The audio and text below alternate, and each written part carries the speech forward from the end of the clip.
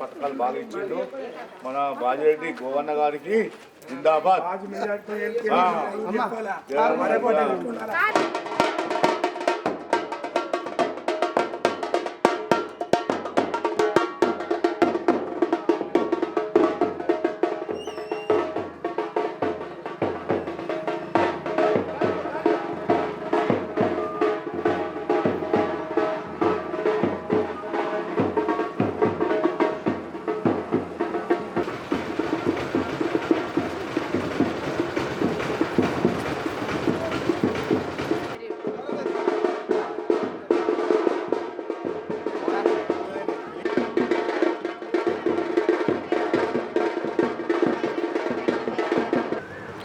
జై తెలంగాణ.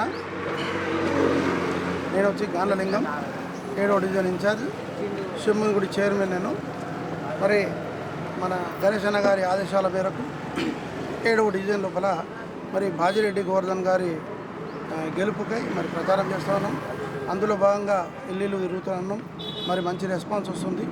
మరి కాంగ్రెస్ వచ్చిన కాడ నుంచి మరి ఈ 4 నెలల లోపల మరి కరెంటు కష్టాలు కానీ మిగతా వాళ్ళ 6 గ్యారంటీలు కానీ అమలు చేయకపోవడం, ఇటువంటి అంశాలు నిజంగా కూడా మాకు కలిసి వచ్చే అంశాలు కనబడుతూ ఉన్నాయి.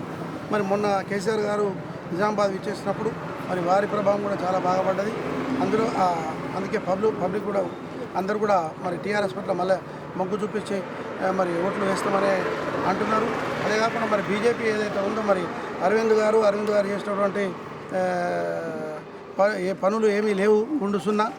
మరి వాళ్ళ మధ్యలో అంతర్గత కలహాలు ఇవన్నీ కూడా చూస్తూ ఉంటే వారు కూడా ఓడిపోయే అవకాశం కనబడుతూ ఉంది. రానున్న కాలంలో మరి మళ్ళీ బీఆర్ఎస్ పార్టీ మరి అధికారంలోకి రానుంది. వచ్చి మరి ప్రజల యొక్క కష్టాలు ఖచ్చితంగా తీరబోతున్నాయి.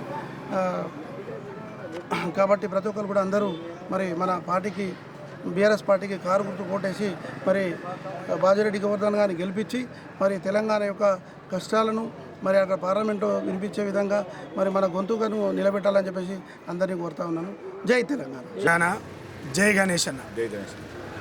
మేము ఈరోజు 7th డివిజన్ ఇన్ఛార్జ్ కంచాల సంతోష్ కుమార్ను మాజీ ఎమ్మెల్యే గౌరవనీయులు గణేష్ గుప్తా ఆదేశాల మేరకు మన తెలంగాణ ముద్దుబిడ్డ, రైతు బిడ్డ టైగర్ గోవన్న గారు ఎంపీగా నిలబడడం జరిగింది. వారికి భారీ మెజార్టీతోటి మా డివిజన్ ప్రజలు మరియు అందరూ ఓటేసి గెలిపించాలని కోరుకుంటున్నాము.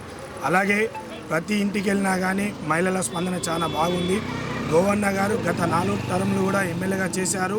మంచి మనసున్న వ్యక్తి, అందరు మునుకాపు ముద్దుబిడ్డ కాకుండా ప్రతి ఒక్కరికి సహాయపడే వ్యక్తి కనుక, అందరిలో పేరున్న వ్యక్తి కనుక ఖచ్చితంగా గోవన్న గారిని మంచి మెజార్టీతోటి గెలిపించుకుంటామని మహిళా సోదరిమణులు మీడియా మిత్రుల ద్వారా అందరికీ మేము ప్రతి ఒక్కరు కూడా మంచి ఓట్లు వేసి భారీ మెజార్టీతో గెలిపించాలని కోరుకుంటున్నాము.